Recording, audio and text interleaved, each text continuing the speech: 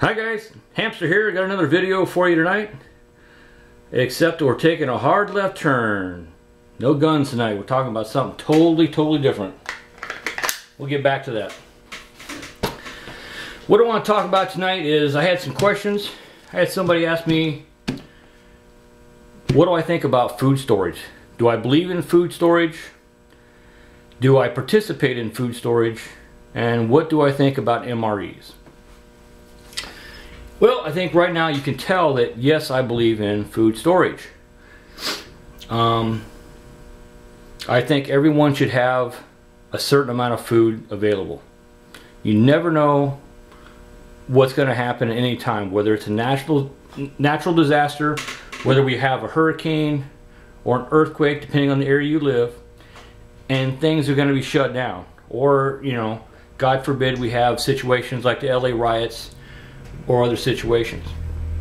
And I had a guy ask me what I thought about MREs. And I don't really have any negative opinions on MREs. I think they're fine. I've eaten quite a few of them. Yeah, you can live on them.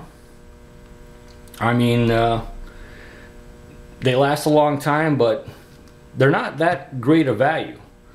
If it's just one person and that's what you want to do, fine. But if you got to take care of yourself and you're responsible for a family, several other people, not really the best thing. I just happened to be out picking up some more stuff to, you know, replenish some of my stock when the guy asked me that, which was kind of weird. So I thought, well, I'll just do a video on this. And he's asking me, like, what do I do? Here's some of the basic items I buy.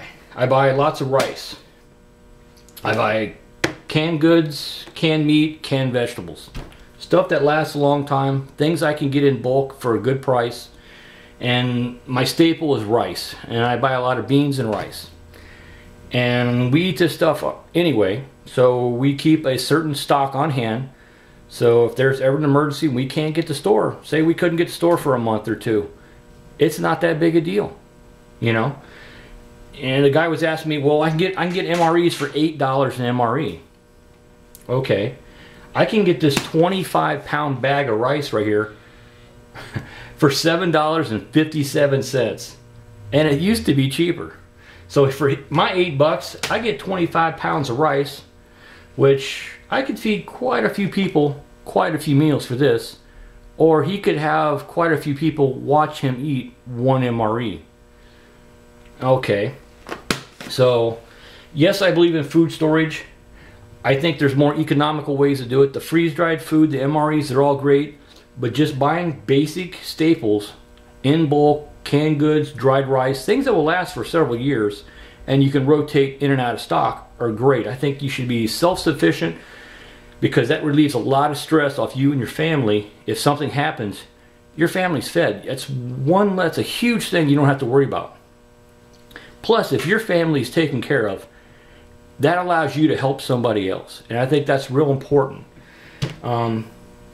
Because you don't want to rely on the government, because you're going to wind up like when Hurricane Katrina hit, people who weren't prepared, what was the government's solution? Go to the Superdome.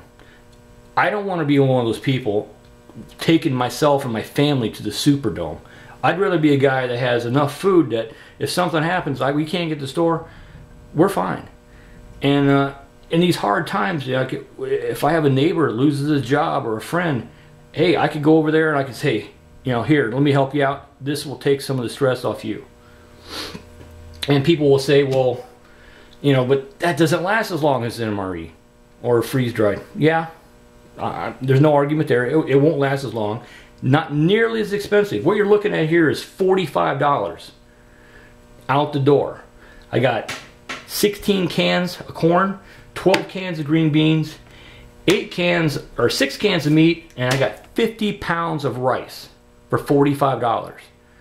Or that'd be 5 MREs. Now, I mean, so 5 MREs, that's one meal per day for 5 days for one person. I think I can stretch this a lot farther. Okay, then they say, but okay, well, what do you do when it gets old? You got two options. If it's stuff you normally eat, like we eat this stuff anyway, rotate it into your stock. But don't eat this stuff and deplenish your stock. Always maintain a certain, whatever you feel comfortable with, amount of days of, that you can go without going to the store. And not a lot of the rural guys might only go shopping once a month, and they're more apt to have a bigger supply. The guys in the city here, they tend to pick up stuff as they need it, and they have virtually no food in their house. And I'm telling you, if something happens within 3 hours, the shelves in the grocery store will be empty. And the last thing I wanted to be is have my family not have any food because I didn't prepare. I don't have anything in the cupboard to last me more than 1 or 2 days.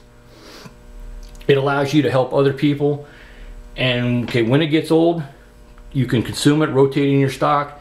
Or if you're still in good financial shape, you still have your job, things aren't too bad, you can afford to replenish it, guys, take it down to your local food bank, your local church. There's a lot of people right now who could really benefit from this, and if you can afford to replenish this as it gets older and then buy new, then by all means look for a local food bank or your local community church, and it will do a lot of good that way.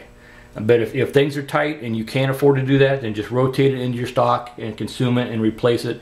But make sure you have a certain amount of food so you're not one of those people stuck at the Superdome, and you're able to help your neighbors out. And if half the people are prepared, we can help the other half, and then we can get through the toughest time.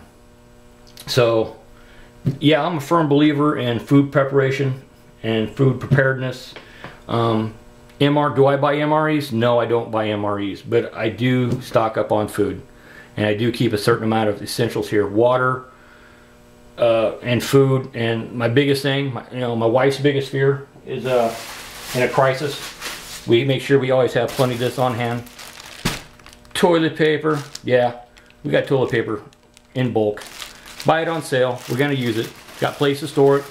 We have quite a bit.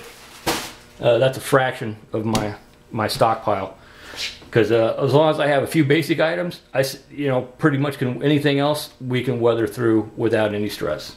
So I recommend people start learning to get prepared, learn how to be self-sufficient, and then please, by all means, help someone else out. Thanks for watching.